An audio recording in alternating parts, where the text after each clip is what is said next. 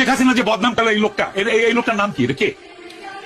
উনি একজন শিক্ষক, তাহলে আমার মনে হয় আমিও শিক্ষক, আমি শিক্ষকদের শিক্ষক। ওকে, আমি বলছি এখন পদ্মা সেতু rail line, metro rail, elevated expressway, third terminal, Hatirjheel প্রকল্প, পূর্বাচল 300 ফিট, উড়াল সেতু নির্মাণ, বঙ্গবন্ধু যমুনা সেতু, যমুনা রেল সেতু, সমুদ্র সীমা বিজয়, বঙ্গবন্ধু স্যাটেলাইট, রূপপুর পারমাণবিক বিদ্যুৎ কেন্দ্র, Karnaphuli tunnel, Cox's Bazar rail line, Cox's Bazar আন্তর্জাতিক বিমানবন্দর, ঢাকা ও চট্টগ্রাম এক্সপ্রেসওয়ে, দায়রা বিদ্যুৎ কেন্দ্র, রামপাল বিদ্যুৎ কেন্দ্র, মাথারবাড়ি তাপ বিদ্যুৎ কেন্দ্র, 119টি বিদ্যুৎ কেন্দ্র স্থাপন, পায়রা সমুদ্র বন্দর, 100টি ইকোনমিক জোন, 560টি মডেল মসজিদ, 1681টি মাদ্রাসা ভবন নির্মাণ, কওমি মাদ্রাসার স্বীকৃতি, উন্নয়নশীল দেশের উন্নতিকরণ, রোহিঙ্গাদের আশ্রয়দান, সমস্ত দেশকে রেলওয়ের আওতায় আনার উদ্যোগ, ফ্লাইওভার নির্মাণ, মহাসড়কগুলোকে 4, 6 ও 8 লাইনে উন্নীত করা, এশিয়া হাইওয়ে রোড প্রকল্প, ঘরে ঘরে বিদ্যুৎ, ফ্লাইওভার, নদী ভাঙ্গন রোধ, শ্রমিকের মজুর বৃদ্ধি, বয়স্ক ভাতা, মাতৃত্বকালীন ভাতা, বিধবা ভাতা, মুক্তিযোদ্ধা ভাতা, শিক্ষা ভাতা, প্রতিদ্বন্দ্বী ভাতা, স্বামী পরিত্যক্তদের ভাতা, জেলেদের খাদ্য সহায়তা, ইমামদের ভাতা, বাসস্থান, বৈশাখী ভাতা, ডিজি কার্ড, আরো অজস্র।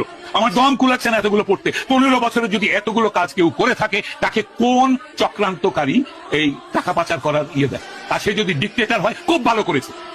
বাংলাদেশের গত 10 মাসে প্রমাণিত যে বাংলাদেশের ডিক্টেটরশিপ না থাকলে যে কোনো মানুষ যে কোনো মানুষকে মব লিঞ্চিং করবে, ধর্মের নামে করবে, হিন্দু বলে করবে, কপালে টিপ পরেছে বলে করবে, মাথায় হেজাব দেয়নি বলে করবে, মাথায় টুপি পরেনি বলে করবে, মাথায় জটা থাকলে করবে।